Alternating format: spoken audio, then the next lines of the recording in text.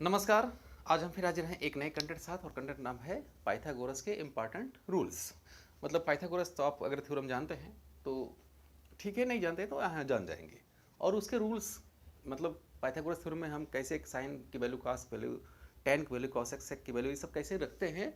मतलब उसमें base, hypotenuse और परपेंडिकुलर की वैल्यू हमें कैसे पुट की जाती है, क्यों की जाती है, आज इस पर हम सारी जानकारी आपको साझा करेंगे। और अगर आप वीडियो देखते हैं तो पूरा आपको समझ में आएगा। चलिए देखिए क्या है इसमें। एक हम यहाँ ट्रायंगल बना दिए हैं। देखिए ट्रायंगल तो कई प्रकार के होते हैं, उसके कई टाइप होते हैं, लेकिन एक ट्रायंगल होता है राइट एंगल ट्रायंगल। तो मतलब राइट एंगल ट्रायंगल किसे कहते हैं, अगर आपसे कोई पूछा तो आप कहेंगे कि एक ऐसा ट्रायंगल जिसमें एक एंगल 90 डिग्री का होता है, वो क्या होता है, राइट एंगल ट्रायंगल होता है। तो ये है एक राइट एंगल ट्रायंगल। क्यों? क्योंकि इसमें एक 90 डिग्री का एंगल बनाया गया है। तो जहाँ भी 90 डिग्री का एंगल बनेगा वहाँ हम उस ट्रायंगल को हम कहेंगे कि यह राइट एंगल ट्रायंगल है। मतलब समकोण, आप अगर हिंदी मीडियम के स्टूडेंट हैं तो आप समकोण उसको समझ सकते हैं। ठीक है। तो जो राइट एंगल ट्रायंगल होता है इसमें 3 साइड होते हैं और तीनों साइड को अलग अलग नाम से जाना जाता है। तो अब किस साइड को किस नाम से जाना जाता है, क्यों कहा जाता है, आज इस पर हम चर्चा करेंगे। इस पर देखते हैं। देखिए क्या है, ये एक ABC ट्रायंगल है और जिसमें ये जो तिरछी वाली साइड है, अगर आप इसको कॉमन रूप से अगर जानना चाहते हैं तो जो तिरछी वाली साइड होती है इसको हाइपोटेनस कहते हैं। इसको जो ऊपर वाली जो है इसको हम परपेंडिकुलर कहें या इसको एल्टीट्यूड कहें, इसको हम एल्टीट्यूड या परपेंडिकुलर कहते हैं। जो नीचे है बेस, जिस पे ट्रायंगल स्टैंड है, खड़ा है, जिसके सहारे से, उसको हम क्या कहते हैं, बेस है। तो आप जानते हैं कि बेस क्या होता है। तो जो नीचे है वो क्या है, वो बेस है। तो ये आप कॉमन रूप से कह सकते हैं। लेकिन राइट जो इसमें हाइपोटेनस होता है वो होता, उसको हम कहते क्यों कि ये हाइपोटेनस है। देखिए कोई भी राइट एंगल ट्रायंगल हो जिसमें 90 डिग्री के सामने जो साइड बन होगी, 90 डिग्री के सामने मतलब जहाँ 90 डिग्री बना है उसके सामने जो यहाँ साइड है, वही हम उसी साइड को हम कहते हैं हाइपोटेनस, या उसको हाइपोटेनस कहा जाता है। हिंदी में उसको कर्ण भी कहा जाता है। इसको आप हाइपोटेनस को एच भी कह सकते हैं या इसको आप कर्ण भी कह सकते हैं। अगर आप हिंदी मीडियम के स्टूडेंट हैं तो आप इतना, इसको आप हिंदी में कर्ण भी कह सकते हैं हाइपोटेनस को। और ये एल्टीट्यूड होता है और इसको हम लंब कहते हैं। इसको अगर आप हिंदी मीडियम स्टूडेंट हैं तो आपके लिए ज़रूरी है। ठीक है। और इसको बेस है, तो बेस को तो आप बेस, आधार इसको बोलते हैं। क्या होता है, ये आधार होता है। ये इस तरीके से इनको कहा जाता है। इन साइडों को अलग अलग नाम से जाना जाता है। अब हाइपोटेनस कौन होता है, जो 90 डिग्री एंगल के सामने होता है, इसको हम हाइपोटेनस कहते हैं। बाकी जो ये होता है परपेंडिकुलर होता है, बाकी जो नीचे होता है वो बेस होता है। और हाँ, बेस परपेंडिकुलर हमेशा बदलते रहते हैं, वो क्वेश्चन के अकॉर्डिंग होता है। जब यहाँ जैसे बी का कह दिया जाएगा, सी का कह दिया जाएगा, तो वो होगा आगे कैसे होगा वही भी हम बताते हैं। चलिए ठीक है। देखिए अगर आपसे पूछा गया कि पाइथागोरस थ्योरम क्या है, तो पाइथागोरस थ्योरम इसमें होता है, जो मेन चीज़ है अगर हम यहाँ कहें, जो इसका हाइपोटेनस होता है उसका स्क्वायर वो इक्वल होता है किसके स्क्वायर के, किसके इक्वल होता है, उसके परपेंडिकुलर स्क्वायर के प्लस उसके बेस के स्क्वायर के इक्वल होता है। कौन होता है, हाइपोटेनस होता है। हम इसको ऐसे समझ सकते हैं। देखिए यहाँ लेकर रखें, अगर यहाँ लिख दें कि यानी हाइपोटेनस क्या है, यहाँ ए सी है, तो आप इसको हाइपोटेनस को ऐसे आप लिख दीजिए, चाहे ए सी लिख दीजिए। चलिए हम ए सी स्क्वायर इज इक्वल टू होता है ए बी स्क्वायर, ये हो जाएगा आपका ए बी स्क्वायर, और प्लस होता है ये बी सी स्क्वायर। ये मेन है किसका, पाइथागोरस थ्योरम का जो मेन फार्मूला है वही एक ही होता है। अब थोड़ी देर के लिए आप इसको, जैसे हमने कहा कि आप हाइपोटेनस को एच और इसको आप बी मान लीजिए और बेस को आप बी मान लीजिए, तो यहाँ हम इसको आप पी मान लीजिए। यहाँ जो हम इसको परपेंडिकुलर को आप पी और इसको बेस को बी मान लीजिए। ठीक है। तो क्या हो जाएगा यहाँ, ये हो जाएगा आपका H square is equal to, ये हो जाएगा आपका ए बी स्क्वायर, मतलब परपेंडिकुलर स्क्वायर हो जाएगा, तो यानी पी स्क्वायर और प्लस ये हो जाएगा बी स्क्वायर। इस तरीके से हम इसको ऐसे भी लिख सकते हैं। ठीक है।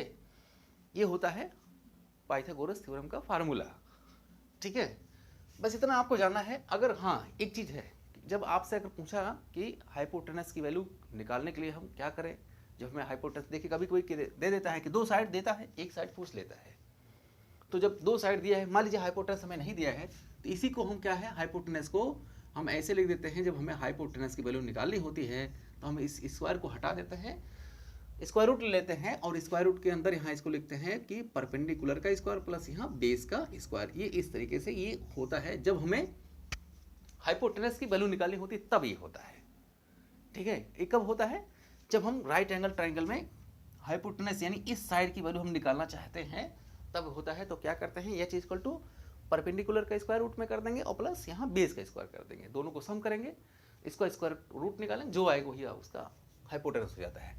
चलिए, जब ये तो है तब के लिए जब आपको हाइपोटेनस या कहीं कर्ण की वैल्यू नहीं मालूम है, और अगर आपको बेस की वैल्यू नहीं मालूम है या परपेंडिकुलर की वैल्यू नहीं मालूम है, तो उसका वैल्यू का मान निकालने के लिए हम क्या करते हैं, देखिए यहीं से आप निकल जाए। अब इसको क्या है, अगर हमें परपेंडिकुलर की वैल्यू नहीं मालूम है तो हम क्या है, बी को उधर भेज देंगे हाइपोटेनस की तरफ। तो यानी अब इसको आप ऐसे ले सकते हैं, तो ये P इज इक्वल टू हो जाएगा आपका रूट, यहाँ हो जाएगा एच स्क्वायर माइनस यहाँ बेस स्क्वायर। ये होता है कब के लिए, जब हमें परपेंडिकुलर एल्टीट्यूड जिसे कहते हैं उसकी वैल्यू, लंब जिसे कहते हैं हिंदी में, तो उसकी वैल्यू हमें नहीं मालूम होती है, तब क्या है इसका मान हमें यानी इस तरीके से इसकी वैल्यू हम रखते हैं। ठीक है, तो ये हो गया आपका परपेंडिकुलर की वैल्यू निकालने का फार्मूला। हाँ ठीक है, अगर एक चीज़ और है, बेस की अगर वैल्यू हमें नहीं मालूम है, अगर बेस की वैल्यू नहीं मालूम है तो आप बेस के लिए आप ये रख सकते हैं कि बेस इज इक्वल टू होता है रूट, फिर ये हुई एच स्क्वायर में से माइनस कर देंगे, ये पी स्क्वायर का कर देंगे और इसको ये हो आपका हो जाएगी इस तरीके से, ये हो गया। ठीक है, ये कब के लिए है, जब आपको बेस की वैल्यू नहीं मालूम है तब के लिए फार्मूला हो गया। ठीक है, हाइपोटेनस निकालने के लिए ये हो गया under root T square plus B square, perpendicular के लिए हो जाएगा H square minus B square, और बी के लिए हो जाएगा एच स्क्वायर माइनस यहाँ बी स्क्वायर। ठीक है, पी स्क्वायर। तो ये इस तरीके से फार्मूला होता है जब आपको किसी भी एक साइड की वैल्यू को फाइंड करना है या उसकी वैल्यू निकालनी होती है। चलिए, तो ये था। अब देखिए उसमें पूछ लेता है कि साइन, जैसे अब बाद में पूछता है कि साइन थीटा की वैल्यू क्या है या कास थीटा की वैल्यू क्या है। तो आप यहाँ देखिए, यहाँ हो जाएगा आपका साइन जो थीटा होता है, साइन थीटा ये होता है, हमने देखिए यहाँ दो टेबल छोटा छोटा बना दिया है, एक यूपी बोर्ड के लिए है और एक है सीबीएसई बोर्ड के लिए। अगर आप किसी भी बोर्ड के स्टूडेंट हैं तो आपके लिए क्या है, ये बहुत ही लाभदायक हो सकता है। ये जैसे यहाँ कहा जाए कि हमने यहाँ देखिए साइन कॉस और टेन लिख दिया है, बाकी तीन चीज़ों को नहीं लिखा है। इसमें 6 रेशियो होते हैं ना ट्रिग्नोमेट्री में, तो 3 को हमने लिख दिया है, बाकी 3 अगर जान जाएंगे तो बाकी 3 का अपने आप जान जाएंगे। कैसे, देखिए हमने लिख दिया है P और B और यहाँ P। इसका मतलब क्या है, ये परपेंडिकुलर बेस और फिर परपेंडिकुलर है, यानी साइन थीटा जो होता है वो परपेंडिकुलर अपान हाइपोटेनस होता है। ठीक है, कॉस थीटा इक्वल टू होता है बेस अपान यहाँ हाइपोटेनस होता है। ठीक है, टेन थीटा इक्वल टू क्या होता है, ये होता है आपका परपेंडिकुलर अपान बेस। तो ये क्या है, कॉस थीटा क्या होता है, बेस अपान हाइपोटेनस, और टेन थीटा वैल्यू क्या होती है, बेस अपान परपेंडिकुलर अपान बेस। तो ये इस तरीके से क्या है ये होता है। अब कैसे होता है, देखिए साइन थीटा होता है, आप यहाँ लिखना चाहें तो इसको आप परपेंडिकुलर अपान कितना लिख सकते हैं, ये हाइपोटेनस लिख सकते हैं, ये साइन थीटा की वैल्यू होती है। कॉस थीटा की वैल्यू क्या होता है, अगर आप कॉस थीटा की वैल्यू यहाँ पूछे तो ये हो जाएगा आपका, देखिए बेस अपान हाइपोटेनस, यहाँ लिख देंगे बेस अपान यहाँ हाइपोटेनस। ठीक है, तो बेस ये देख रहे हैं, ये बेस हो गया, हाइपोटेनस ये हो गया। ठीक है, फिर यहाँ टेन की वैल्यू आती है। अब यहाँ टेन के अगर हम टेन थीटा, तो अगर टेन थीटा की वैल्यू हम निकालना चाहें तो क्या हो जाएगा, ये देखिए होता है परपेंडिकुलर अपान बेस होता है, तो यहाँ परपेंडिकुलर अपान हम यहाँ बेस रख देते हैं। ये क्या है, तीनों की वैल्यू होती है साइन कॉस और टेन की। चलिए ठीक है, अब अगर आपको इन तीनों की वैल्यू मालूम हो गई तो हम बाकी तीनों की वैल्यू कैसे निकालते हैं। देखिए साइन का उल्टा होता है कॉसेक, साइन का उल्टा क्या होता है, कॉसेक। तो कॉसेक को हम कैसे रखते हैं, देखिए यहाँ, यानी इसी को हम देखिए, अगर आपसे कॉसेक की वैल्यू पूछ लिया कि कॉसेक की वैल्यू क्या होगा, कॉसेक थीटा, और ये हो जाएगा 1 अपान होता है साइन थीटा, क्या होता है, sine theta. Cosec theta equal to क्या होता है, 1 अपान साइन थीटा। अब यहाँ इसकी वैल्यू निकालने के लिए आप यहाँ रख दीजिए कि कॉसेक थीटा, हाँ ये देखिए कॉसेक थीटा, ये हो जाएगा 1 अपान, यहाँ 1 अपान लिखेंगे, और cosec theta, sorry sine theta. अब साइन थीटा की वैल्यू है क्या है, देखिए P अपान H है, यहाँ रख देंगे P अपान यहाँ H रख देंगे। अब देखिए यहाँ डिवाइड का डिवाइड है, बटा का बटा है, तो ये क्या हो जाएगा, H ऊपर चला जाएगा, तो इसका मतलब हो जाएगा ये इसकी वैल्यू हो जाएगी H अपान यहाँ P। तो ये हो जाएगा कॉसेक की वैल्यू, जब आप निकालना चाहे तो आप इसको निकाल सकते हैं। कॉसेक थीटा की वैल्यू क्या होती है, ये होता है हाइपोटेनस अपान परपेंडिकुलर। ठीक है, अब आप कॉस थीटा है तो सेक थीटा की वैल्यू कैसे, अगर आपसे पूछा जाए कि सेक थीटा की वैल्यू क्या होता है, तो आप वहाँ लिखिए कि सेक थीटा इक्वल टू होता है 1 अपान यहाँ कॉस थीटा होता है। सेक थीटा इक्वल टू क्या होता है 1 अपान कॉस थीटा। ठीक है, तो ये देखिए अब इसको हम 1 अपान, यहाँ 1 अपान लिखेंगे, कॉस थीटा की वैल्यू है बेस अपान हाइपोटेनस होता है, तो बेस अपान यहाँ हाइपोटेनस लिख दीजिए। देखिए ये ऊपर चला जाएगा, ठीक है, ऊपर जाएगा तो इसकी वैल्यू हो जाएगी आपको हाइपोटेनस अपान यहाँ बेस हो जाएगा, तो ये हो गया सेक थीटा की वैल्यू क्या होता है हाइपोटेनस अपान बेस होता है। ठीक है, चलिए अब आपको यहाँ निकालना है कॉट की, कॉट थीटा।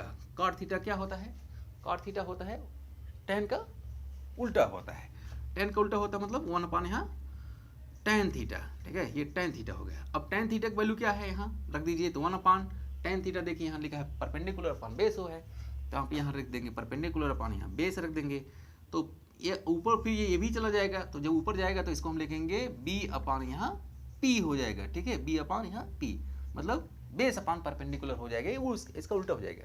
देखिए इस तरीके से आपको एक जानकारी क्या मिली कि अगर आप साइन थीटा की, कॉस थीटा की, tan थीटा की वैल्यू आप अगर निकालना जानते हैं तो कॉसेक थीटा की, सेक थीटा की और कॉट थीटा की वैल्यू आप निकाल सकते हैं। बस आपको ये हमने आपको सॉल्व करना बताया है कि अगर आप नहीं जानते हैं, नहीं रटे हैं, रटना आपको नहीं है, बस आपको समझना है तो कैसे निकाल सकते हैं। हाँ देखिए अब आपको ट्रिक बताते हैं, जैसे साइन थीटा की वैल्यू अगर यहाँ परपेंडिकुलर अपान हाइपोटेनस है, तो अगर आपको कासिक थीटा की, क्योंकि कासिक थीटा साइन थीटा का उल्टा होता है, तो हम क्या है उल्टा रख देंगे। जब हमें कासिक थीटा की वैल्यू निकालनी होगी तो हम क्या कर देंगे, उसको उल्टा रख देंगे, तो हम क्या रख देंगे हाइपोटेनस अपान परपेंडिकुलर कर देंगे। तो देखिए हमने क्या है यहाँ हाइपोटेनस अपान परपेंडिकुलर कर दिया, कुछ नहीं करना है आपको, बस इसे उल्टा कर दीजिएगा। जानते रहिए बस इतना कि साइन थीटा की वैल्यू होती है वो कॉस थीटा की क्या है, कॉसेक थीटा उल्टा होता है। ठीक है, तो अगर हम कासिक थीटा की वैल्यू हम निकालना चाहते हैं तो साइन थीटा की वैल्यू हम उल्टा कर देंगे, क्योंकि एक दूसरे के उल्टा होते हैं। तो हम यहाँ रख देंगे, यहाँ परपेंडिकुलर अपान हाइपोटेनस है तो यहाँ हाइपोटेनस अपान हम परपेंडिकुलर कर देंगे। इसी तरीके से सेक थीटा की वैल्यू अगर हमको निकालनी है तो हम क्या करेंगे, कास थीटा की वैल्यू को हम उल्टा कर देंगे। कास थीटा की वैल्यू क्या कर देंगे, हम उल्टा कर देंगे। तो यहाँ देखिए कास थीटा की वैल्यू हम उल्टा कर देंगे, कहाँ है देखिए कास थीटा की वैल्यू क्या है बेस अपान हाइपोटेनस है, देखिए हाइपोटेनस अपान बेस हो गया, आपको एकदम पल भर में या कहिए सेकंडों में वो आ जाएगा। फिर इसी तरीके से हम काट की वैल्यू निकालना चाहते हैं, तो काट की वैल्यू अगर निकालना चाहते हैं तो हम जानते हैं कि काट की जो होता है वो tan का उल्टा होता है। इसका मतलब 1 अपान tan का मतलब क्या हो गया, देखिए tan है, यह परपेंडिकुलर अपान बेस है, तो हम क्या कर देंगे बेस अपान परपेंडिकुलर कर देंगे, देखिए हो जाएगा बेस अपान परपेंडिकुलर, ये tan थीटा की वैल्यू आ गई। तो इस तरीके से कॉट थीटा की वैल्यू क्या हो जाएगा, ये कॉट थीटा है। तो इस तरीके से कोई भी अगर हमें जो रेशियो दिए गए हैं उनका अगर हमें वैल्यू या उनका मान निकालना है तो हम इस तरीके से उसको निकाल सकते हैं। ठीक है, तो हमें लगता है कि आपको ये वीडियो पूरी समझ में आई होगी। अगर आप समझ में आया है तो आप कमेंट जरूर करें। नमस्कार।